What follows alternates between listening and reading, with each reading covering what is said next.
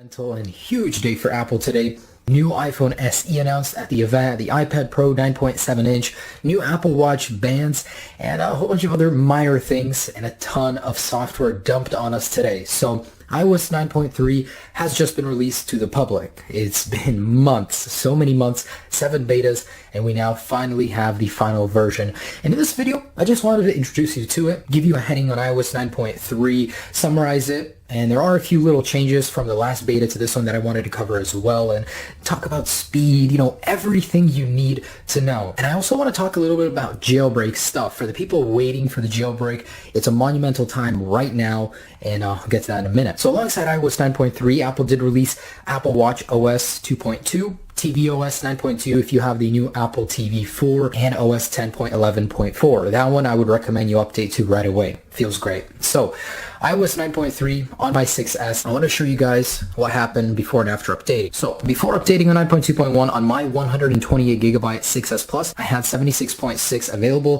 113 capacity. After updating, 76.7. So not as big of a change as other times, 0.1 gigabyte added, but hey, I'll take that over anything. So not much in terms of clearing up storage, but there are a few notable minor fixes that I wanted to talk about that changed from beta 7. So Apple actually introduced a new encryption for iCloud backups and in general iCloud. So you have to use your passcode from your phone in order to access them. This is in an attempt to stop FBI from being able to force Apple to give them the passcode. They won't know the passcode for your iCloud account, which you actually use your system device passcode to encrypt it, which is an awesome touch.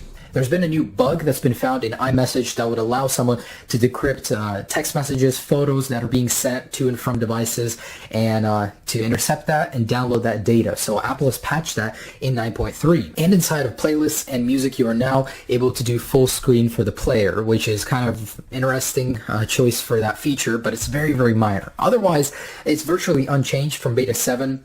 And as you guys know, iOS 9.3 general is a huge update, really, really big. There are over 40 features I counted and changes. Just the biggest real quick, pretty much new toggles on stocks, settings. There's some changes with the logos on the App Store and iTunes ones. In general, it's just welcome changes to 3D Touch has been made more useful. And in the App Store, you can actually 3D Touch and preview stuff as well. There's so much, guys, just too much to list. In Notes, you can encrypt notes. There's a lot of education-based features on the iPad. CarPlay improvements if you have a new enough car to see that. In general, a lot of good stuff, guys. I encourage you to watch my iOS 9.3 review to get the full picture because I will not be able to go over everything here. I have already done that. So I also wanted to add that on the 6S Plus, the lag is not fixed. So jumping into things right here will still yield that lag in landscape mode, which can be quite annoying.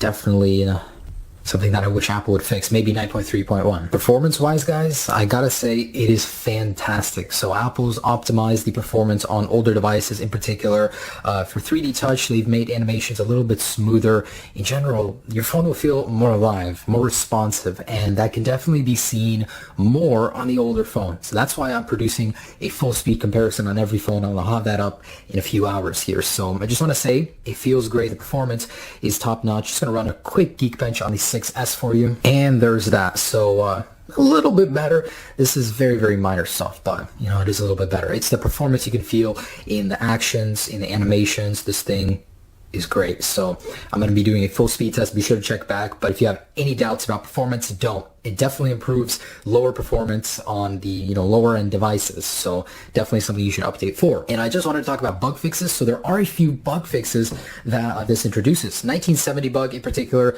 has been fixed, where you'd set back your time. Your device wouldn't reboot ever after that point if you set it back to 1970 January 1st.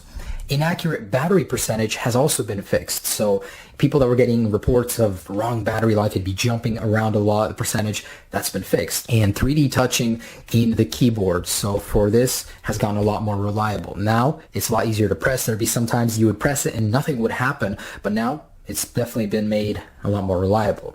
Otherwise, that's iOS 9.3 for you. Again, I'm not covering everything, but be sure to check out the 9.3 review to see everything. Jailbreakers. So if you're waiting to jailbreak 9.2, 9.2.1, or 9.3, what's going on? Well, ENMTW, the guy that everybody had their hopes on, seems to be a little bit flaky. He actually said he'd be releasing a 9.2 and 9.2.1 jailbreak before the release of 9.3. Obviously, that hasn't happened. Now 9.3 is out, and we're not hearing anything reliable.